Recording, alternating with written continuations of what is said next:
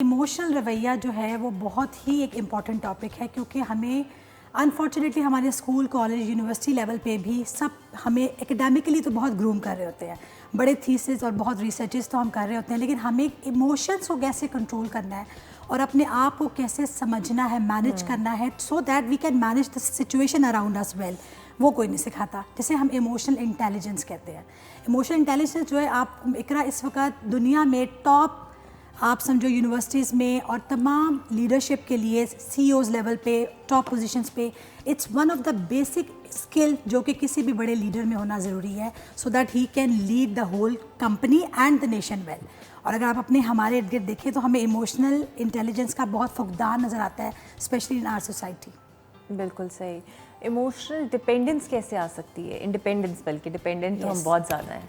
Exactly. अच्छा, मैं इसमें बात करती हूँ हमेशा कि इमोशनल इंडिपेंडेंस का मतलब क्या है कि आप जब आपके इमोशंस आपके कंट्रोल में हैं, you know what is going inside you, it's all, ये इनसाइड वाली गेम है। मैं आपसे बात कर रही हूँ, इस वक्त मेरी बॉडी में डिफरेंट न्यूरोट्रांसमीटर्स और डिफरेंट हार्मोन्स फ्लक्चुएट कर रहे हैं। अपने आप को समझना, अपने हार्मोन्स को, अपनी केमिस्ट्री को समझना जो है ना, वो बेसिकली हमारी प्राइमरी ड्यूटी है। अनफॉर्चुनेटली क्योंकि माइंड साइंसेस हमारी बिल्कुल एक, हम इसको एज अ फील्ड लेते हैं और इसको अपनी लाइफ में अप्लाई नहीं करते, तो इमोशनल डिपेंडेंस हमारे यहाँ इतनी ज़्यादा है कि मुझे खुद अपने इमोशंस का नहीं पता, मुझे नहीं पता कि मैं किस वक्त क्या सोच रही हूँ। इसका सेल्फ अवेयरनेस से बड़ा ताल्लुक है इकरा, क्योंकि जो लोग सेल्फ अवेयर्ड होते हैं ना, जिनको अपने अपने आप का पता होता है, जिन्होंने अपने ऊपर काम किया होता है, वो ही इमोशनली इंटेलिजेंट भी हो सकते हैं। It's not the only criteria but self. और आप देखें कि हमारे यहाँ कितनी ज़बरदस्त किस्म की हमारी लिटरेचर में, हमारे इवन दीन में इसके ऊपर कितना फोकस मिलता है कि जब तुम अपने ऊपर काम करोगे तो ही तुम दुनिया को बेहतर समझ सकोगे। तो एग्जाइटी, स्ट्रेस, डिप्रेशन बहुत कॉमन है, मेंटल हेल्थ पे कोई बात नहीं होती।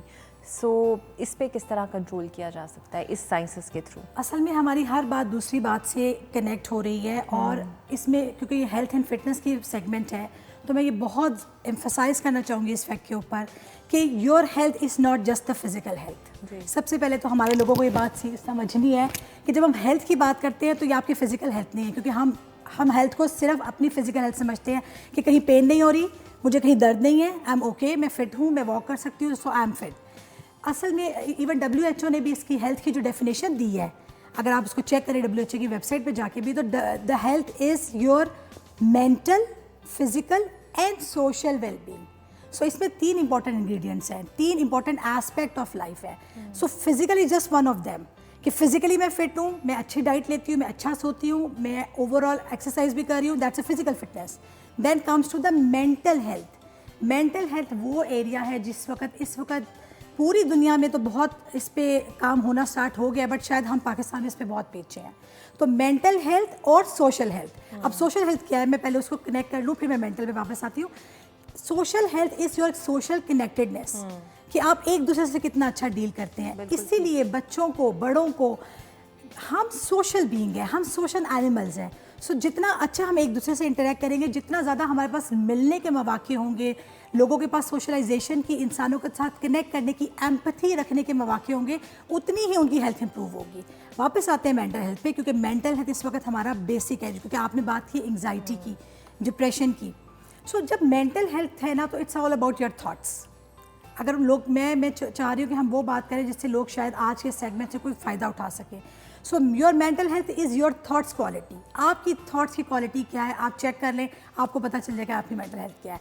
अगर तो थॉट्स नेगेटिव हैं, अगर तो थॉट्स डाउटफुल हैं, अगर शक है, वहम है, हसद है, so these are all the mental illnesses. और आपको पता है कुरान में भी इसको अल्लाह ने दिल की बीमारियाँ कहा है। क्यों?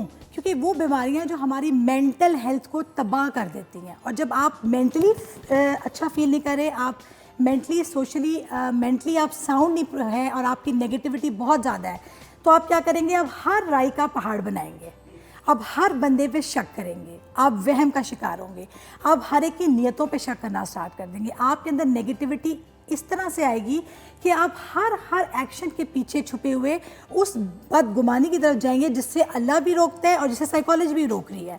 क्योंकि अल्टीमेटली हमारा दीन और साइकोलॉजी बिल्कुल पैरेलल चल रहे हैं। जितना आप अपने आप को इन तमाम बीमारियों से बचाएंगे, इन बुराइयों से बचाएंगे, ओवर थिंकिंग से अपने आप को बचाएंगे, उतने ज़्यादा चांसेस हैं कि आपको एंग्जाइटी कम होगी, डिप्रेशन कम होगा। अच्छा, एंग्जाइटी इकरा मैं आपको एक बात बताती चलो, एंग्जाइटी हमेशा फ्यूचर की होती है, जो अभी हुआ नहीं है ना, एंग्जाइटी हमेशा उसकी होती है। मेरा फॉर एग्जांपल आज इंटरव्यू है, आपका एग्ज़ाम है, किसी का 3 दिन के बाद कोई जॉब इंटरव्यू है या कोई बड़ा फंक्शन आ रहा है, शादी है, आपको उसकी एंग्जाइटी होना स्टार्ट हो जाएगी। जो रिसेंटमेंट और गिल्ट है ना, क्योंकि ये भी बीमारी है, वो हमेशा पास्ट की होती है। डिप्रेशन का ताल्लुक यूजुअली पास्ट के साथ हो जाता है। आप पास्ट के बैगेज को अपने कंधों पे चढ़ा कर साल साल अपनी ज़िंदगी गुजारते हैं।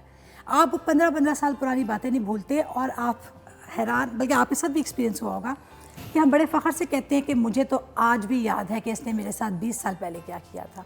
या हम बड़े आराम से, हमारी फिल्मों में, ड्रामों में भी ये बात कहा जाता है कि मैं भूलूंगी नहीं, मैं माफ़ नहीं करूँगा। सो ये जो भूलना नहीं है, ये जो माफ़ नहीं करना है, ये किसी को नुकसान पहुँचाए या ना पहुँचाए, ये सबसे पहले आपकी मेंटल हेल्थ को तबाह करेगा, ये सबसे पहले आपको ख़राब करेगा। आप, और mental health is not just your mental health कि कोई बात नहीं मैं फेक कर लेती हूँ, किसी को क्या पता मेरे अंदर क्या चल रहा है। मज़े की बात यह है कि लोगों को ये आइडिया नहीं है कि अगर आप अंदर से नेगेटिव हैं तो आपकी वाइब्स नेगेटिव है, आपका ऑरा नेगेटिव है, लोग आपको अवॉइड करना शुरू हो जाएंगे। और दूसरी मैनिफेस्टेशन क्या है इसकी, आपकी बीमारियां लगनी शुरू हो जाएंगी, हाइपरटेंशन, डायबिटीज़, आर्थराइटिस, डिफरेंट जो जोड़ों के दर्द है, जो शोल्डर्स में हमें पेन होती है, इवन स्टमक। साइंस ने प्रूव किया है कि जो हमारे गट है उसमें वो ट्रांसमिटर्स मौजूद हैं जो कि हमारे ब्रेन के साथ लिंक्ड हैं। तो आप देखेंगे जब लोग परेशान होते हैं, एंग्जाइटी होती है, उनका हमेशा स्टमक डिस्टर्ब हो जाता है। So your mental health is actually manifesting in your physical health. तो अल्टीमेटली अगर आप इसको फेक कर भी लेंगे और अगर आप कहेंगे नहीं मैंने ज़िंदगी ऐसी गुजारनी है, तो अगले 5, 10, 15 सालों में आपको वो तमाम बीमारियां हो जाएंगी जिनका मैंने जिक्र किया है। और आप देखते हैं कि हमारे यहाँ लोग टेस्ट पे टेस्ट करवाते हैं, डॉक्टर्स के चक्कर लगाते हैं, टेस्ट रिजल्ट्स कुछ और बता रहे होते हैं, डॉक्टर्स कह रहे होते हैं मुझे समझ, और फिर अल्टीमेटली डॉक्टर आपको एंटी डिप्रेसेंट पे डाल देते हैं। क्यों? क्योंकि आपको स्ट्रेस का प्रॉब्लम है। और ये स्ट्रेस और डिप्रेशन कहाँ से आया है? स्ट्रेस और डिप्रेशन का डायरेक्ट ताल्लुक अगेन आपकी मेंटल हेल्थ के साथ आ जाता है।